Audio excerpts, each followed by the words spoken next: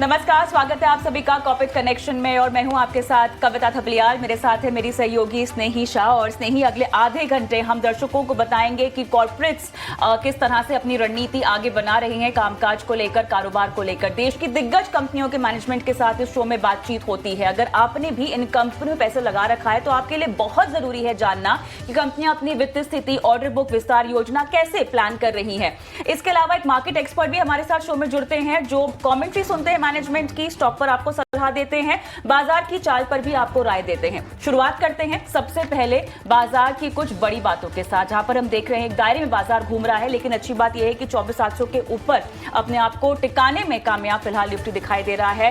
Bank Nifty थोड़ा ज्यादा दम दिखा रहा है निफ्टी के मुकाबले, 55,550 के पास हमें बैंक निफ्टी में कारोबार होता हुआ दिखाई दे रहा है। लेकिन अगर चमक देखें आज के सत्र में तो मेटल शेयरों में जोरदार दिखाई दे रही है। इंडेक्स के लिहाज से भी बढ़िया तेजी, टाटा स्टील जैसे कुछ काउंटर्स हम देख रहे हैं 4-4% ऊपर कारोबार कर रहे हैं। लेकिन ऑटो क्षेत्र फिलहाल थोड़ा सा मिक्स्ड एक्शन दिखा रहा है।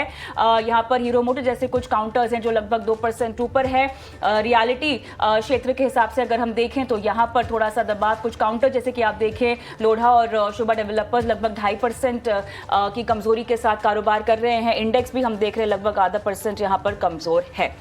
लेकिन चलिए यहाँ पर स्नेही थोड़ा सा एक्शन बता दीजिए हमें बाजार में, स्टॉक स्पेसिफिक क्या हो रहा है वॉल्यूम्स के लिहाज से भी, क्योंकि मिड डे मार्केट में अब तो स्थिति थोड़ी सी चेंज होती हुई दिखाई दे रही है। जी बिल्कुल कविता, जैसा आपने बताया ब्रॉडर मार्केट्स में रिकवरी काफ़ी अच्छी है। निफ्टी बिल्कुल सपाट है। इसके दम पर अगर हम कुछ टॉप सेक्टोरल गेनर्स लूजर्स के बारे में बात करते हैं, पॉजिटिव साइड पर बात करेंगे, निफ्टी मेटल का जो क्षेत्र है बड़ा ही अच्छा कर रहा है। 2.5% से ज़्यादा अपटिक है निफ्टी मेटल के क्षेत्र में। और बड़े स्टॉक्स है नैल्को, टाटा स्टील, जिंदाल स्टील, इन पर काफी अच्छा मूव देखने को मिल रहा है। जैसे कि कविता ने बताया, रियल एस्टेट का क्षेत्र दबाव में है। शोभा, लोढ़ा, प्रेस्टीज एस्टेट्स, ये सारे स्टॉक्स दबाव में। वॉल्यूम्स के दम पर जहां पर हमें अच्छी बाइंग और सेलिंग देखने को मिली है वो है Aegis logistics, Praj industries, data patterns.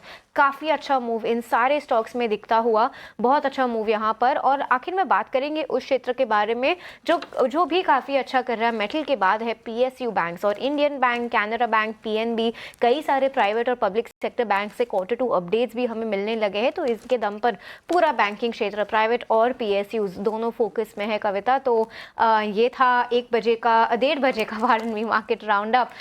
आइए जाते हैं अजीत मिश्रा के पास। मार्केट एक्शन पर चर्चा के लिए हमारे साथ जुड़ गए हैं रेलिगेयर ब्रोकिंग के वीपी रिसर्च अजीत मिश्रा, और उनसे समझते हैं। अजीत जी, गुड आफ्टरनून, आपके समय के लिए शुक्रिया।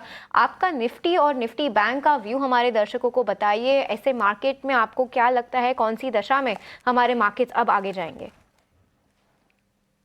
गुड आफ्टरनून कविता। स्नेही, देखिए लास्ट ट्रेडिंग सेशन में पोस्ट आरबीआई पॉलिसी जो एक रिस्पाइट, एक स्ट्रेंथ चाहिए थी अपने को बैंकिंग से, बिकॉज बैंकिंग और आईटी जो दो बड़े सेक्टर्स, उन्हीं के अंडर परफॉर्मेंस काफी हद तक भारी रही है। बीच बीच में दूसरे सेक्टर्स ने बहुत कोशिश की है, मार्केट को एक रीबाउंड भी दिखाया है, चाहे वो मेटल्स हो, ऑटो हो। बट जो आपके दो बड़े की प्लेयर्स खेल ना रहे हो टीम में या फिर अच्छा परफॉर्म ना कर रहे हैं तो ऑब्वियसली डिफिकल्ट हो जाता है एक सस्टेन्ड परफॉर्मेंस। तो वही बेसिकली मार्केट अभी आपको झेलता हुआ नजर आ रहा है। लास्ट ट्रेडिंग सेशन में जैसे कि हमने बताया कि बैंकिंग में सुधार हुआ, आज थोड़ी बहुत स्टेबिलिटी दिख रही है, इनफैक्ट कंटिन्यूशन दिख रहा है बहुत सारे नामों में लास्ट ट्रेडिंग सेशन के मूव का।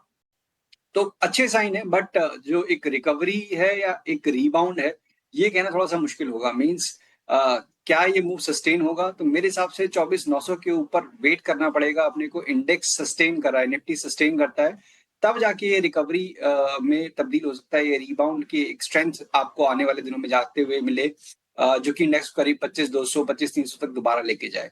तो अभी के लिए पॉजिटिव नजरिया है, बट थोड़ा विद कॉशन है। मींस 700 से लेकर 600 का जो बैंड है नीचे का, वो सपोर्ट जोन है। स्टॉक स्पेसिफिक रहना ज्यादा अच्छा है यहाँ पे। जैसे कि आपने भी बताया कि metal as a pack, PSUs, चाहे वो डिफेंस हो, पीएसयू बैंक्स हो, यहाँ पे कंसिस्टेंसी बनी हुई है मार्केट मूव में, इररिस्पेक्टिव ऑफ इंडेक्स का ट्रेंड।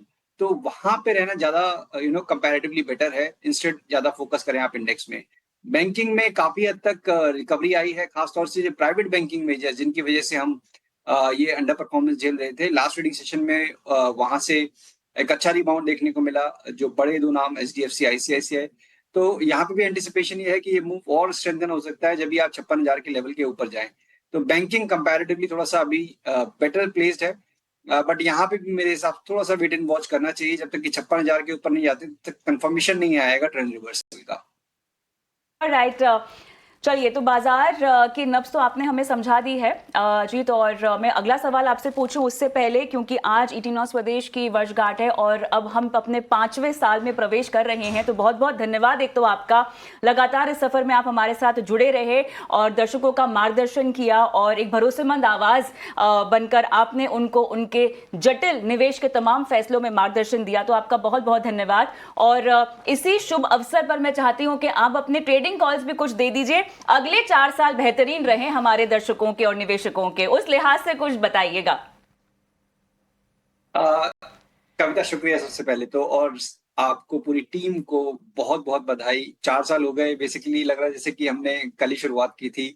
मतलब बहुत जल्दी समय निकल गया और नो डाउट काफी अच्छा समय निकला है, और आई फील कि आई विश कि आने वाला टाइम और बेहतर हो आपकी पूरी टीम के लिए, चैनल के लिए। तो मेरी हार्दिक शुभकामनाएं। और जैसा कि देखिए, मार्केट में मेरे हिसाब से एक फेजेस होते हैं। ये लास्ट 1 ईयर हम सब ने देखा है कि मार्केट में एक स्ट्रगल रहा है, बट मुझे लगता है कि दिस क्वार्टर ऑनवर्ड्स थोड़ा सा आपको इम्प्रूवमेंट नजर आनी शुरू हो जाएगी अक्रॉस द बोर्ड। तो हो सकता है कि शायद आपको नेक्स्ट 3-6 महीने में ही मार्केट आपको नए हाई बनाते हुए नजर आ जाए।